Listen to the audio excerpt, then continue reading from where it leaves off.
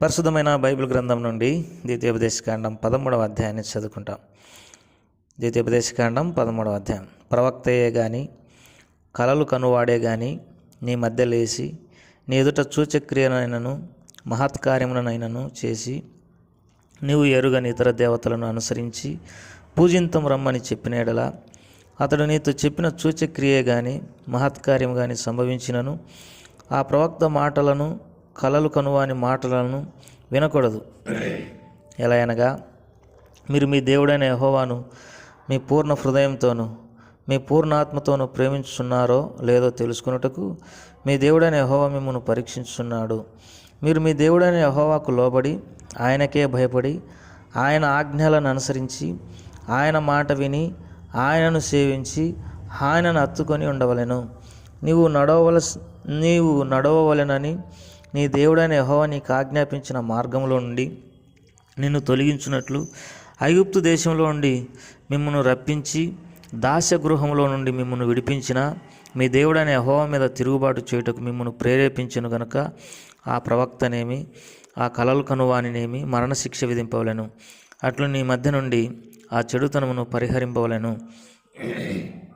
నీ తల్లి కుమారుడే గాని నీ సహోదరుడే గాని నీ కుమారుడే గాని నీ కుమార్తె గాని నీ కౌగిటి భార్యే గాని నీ ప్రాణ స్నేహితుడే గాని భూమి యొక్క ఈ కొన మొదలుకొని ఆ కొన వరకు నీకు సమీపంగా నుండినను నీవు దూరంగా నుండినను నీ చుట్టూ నుండి జనముల దేవతలలో నీవును నీ పితరులను ఎరగని ఇతర దేవతలను పూజింతము రమ్మని రహస్యంగా నిన్ను ప్రేరేపించినడలా వారి మాటకు సమ్మతింపకూడదు, వారి మాట వినకూడదు, వారిని కటాక్షింపకూడదు, వారి యందు జాలి పడకూడదు, వారిని మాటుపరచకూడదు, అవశ్యంగా వారిని చంపవలేను. చంపుటకు నీ జనులందరికీ ముందుగాను నీ చేయి మొదట వారి మీద పడవలేను, రాళ్లతో వారిని చావగొట్టవలేను. ఎలా అయినగా ఐగుప్తు దేశంలో నుండి దాస్యగృహంలో నుండి నిన్ను రప్పించిన నీ దేవుడైన యెహోవా యొద్ద నుండి వారు నిన్ను తొలగింప యత్నించెదరు. అప్పుడు ఇశ్రాయేలులందరూ విని భయపడుదురు గనక నీ మధ్య అట్టి దుష్కార్యం ఏమీ ఇకను చేయకుందురు. నీవు నివసించుటకు నీ దేవుడైన యెహోవా నీకు ఇచ్చున్న నీ పురములలో ఏదో ఒక దాని యందు పనికిమాలిన కొందరు మనుషులు నీ మధ్య లేచి మీరు ఎరగని ఇతర దేవతలను పూజింతం రమ్మని తమ పుర నివాసులను ప్రేరేపించినని నువ్వు వినినెడలా నీవు ఆ సంగతిని శోధించి పరీక్షించి బాగుగా విచారింపవలేను. అది నిజమైన ఎడల అనగా అట్టి హేయమైనది నీ మధ్య జరిగిన ఎడల ఆ పుర నివాసులను అవశ్యంగా కత్తివాత సంహరించి దానిలో ఉన్న సమస్తమును దాని పశువులను కత్తివాత నిర్మూలన చేయవలెను. దాని కొల్ల సొమ్మంతటిని విశాల వీధిలో చేర్చి నీ దేవుడైన యెహోవా పేరట ఆ పురమును దాని కొల్ల సొమ్మంతటిని అగ్నితో బొత్తిగా కాల్చివేయవలెను. అది తిరిగి కట్టబడక ఎల్లప్పుడూ పాడుదిబ్బయ్యుండును. నేడు నేను నీకు ఆజ్ఞాపించిన ఆయన ఆజ్ఞలన్నింటినీ గైకొనుచు నీ దేవుడైన యెహోవా దృష్టికి యథార్థమైన దాన్ని చేయొచ్చు. నీ దేవుడైన యెహోవా మాట వినున్నప్పుడు యెహోవా తన కోపాగ్ని నుండి మల్లుకొని నీ యందు కనికరపడి నిన్ను కరుణించి నీ పితరులతో ప్రమాణం చేసిన రీతిని నిన్ను విస్తరింపజేయనట్లు నిర్మూలం చేయవలసిన దానిలో కొంచెమైనను నీ యొద్ద ఉంచుకొనకూడదు. దేవుడు ఈ మాటలను మన కొరకై దీవించునుగాక. ద్వితీయోపదేశకాండం 13వ అధ్యాయంలో ప్రవక్తలే గాని కలలు కనవాడే గాని నీ మధ్య లేచి నీ ఎదుట సూచక్రియలు మహత్కార్యమునైన చేసి నీవు ఎరగని ఇతర దేవతలను అనుసరించి పూజింతము రమ్మని చెప్పినడలా.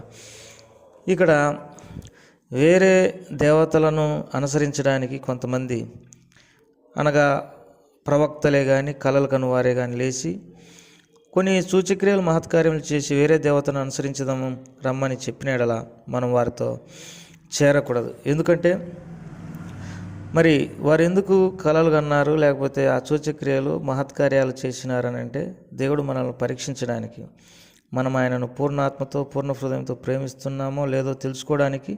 కొన్నిసార్లు వేరే వ్యక్తులు కూడా సూచక్రియలు మహత్కార్యాలు చేస్తారు, కానీ వాటిని మనం ఎంత మాత్రం నమ్మి వేరే దేవతలను అనుసరించటకు ముందుకు పోకూడదు.